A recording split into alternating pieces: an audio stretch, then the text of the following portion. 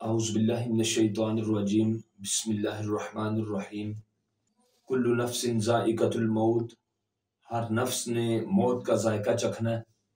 جو بھی اس دنیا میں آیا اس نے چلے جانا ہے۔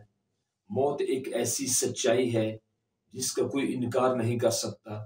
موت ایک ایسا دروازہ ہے جس میں سے ہر ایک نے گزرنا ہے۔ موت ایک ایسا پیالہ ہے جو ہر ایک نے پینا ہے۔ یہ ایک ایسی تلخ حقیقت ہے جس کو ہر ایک نے برداشت کرنا ہے۔ جو بھی اس دنیا میں آیا اور چلا گیا، اگر ہم اپنی آنکھوں سے سمندروں جتنا بھی پانی نکال لیں تو جانے والا تو کبھی واپس نہیں آئے گا۔ ہم نے ہی ان کے پیچھے جانا ہے اور اللہ تعالیٰ نے قیامت کا دن قائم کرنا ہے۔ توحید، رسالت اور یوم آخرت، تین ایسے مشترکہ نکات ہیں کہ جن پہ کم و بیش 1.25 لاکھ انبیاء نے محنت کی۔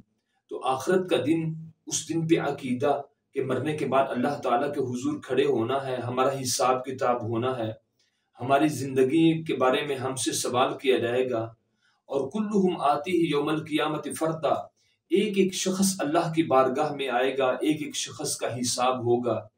اور اللہ تعالیٰ کی بارگاہ میں جو کامیاب ہو جائے گا اس کے لیے منادی کی جائے گی، اعلان کیا جائے گا کہ فلاں شخص، فلاں کا بیٹا آج کامیاب ہو کر اللہ کی جنت کی طرف جا رہا ہے۔ اور جو شخص نعوذ باللہ، العیاذ باللہ، اگر کوئی انسان ناکام ہوا تو اس کی ناکامی کا بھی اعلان ہوگا کہ فلاں شخص، فلاں کا بیٹا آج اللہ کی بارگاہ میں ناکام ہو کر جہنم کی طرف جا رہا ہے۔ کل نفس ذائقۃ الموت، ہر نفس کو موت کا ذائقہ چکھنا ہے۔ ہمیں چاہیے کہ ہم مرنے سے پہلے پہلے اللہ تعالیٰ کے حضور اپنی نمازیں پوری کریں، قرآن کریم کی تلاوت کریں، خوف خدا کو مقدم رکھیں۔ الذی خلق الموت والحیات، اللہ تعالیٰ نے موت اور حیاتی کو پیدا کیا۔ یہ نہیں فرمایا کہ پہلے حیاتی کو پیدا کیا پھر موت کو، فرمایا 29واں پارہ سورۃ ملک ابتدا ہے، الذی خلق الموت والحیات، اللہ تعالیٰ کی ذات نے موت پیدا کی، والحیات، اللہ تعالیٰ نے حیاتی پیدا کی، لیبلوکم، یہ موت اور حیاتی کس لیے ہے؟ اس لیے کہ تاکہ اللہ تعالیٰ آزمائے، ایکم احسن عملا، تم سب میں سب سے بہتر عمل کر کے کون میری بارگاہ میں آیا۔ ہمیں آج دنیا کی زندگی کیسے گزارنی چاہیے؟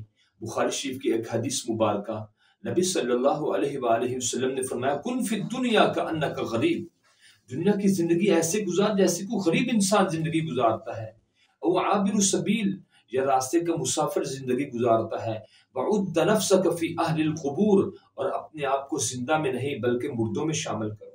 ما خلقت الجن والانس الا لیعبدون، جنوں اور انسانوں کی تخلیق کا ایک ہی مقصد ہے، وہ مقصد یہی ہے کہ کون ہیں جو اللہ تعالیٰ کی بارگاہ میں جائیں تو عبادت گزار بن کے جائیں۔ جنوں اور انسانوں کی تخلیق کا مقصد ہی اللہ کی عبادت ہے۔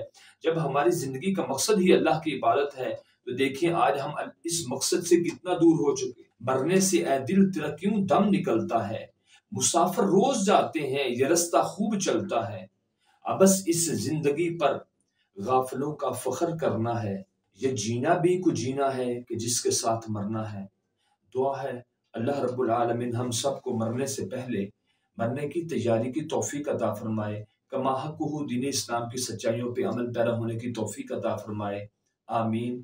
السلام علیکم ورحمۃ اللہ وبرکاتہ۔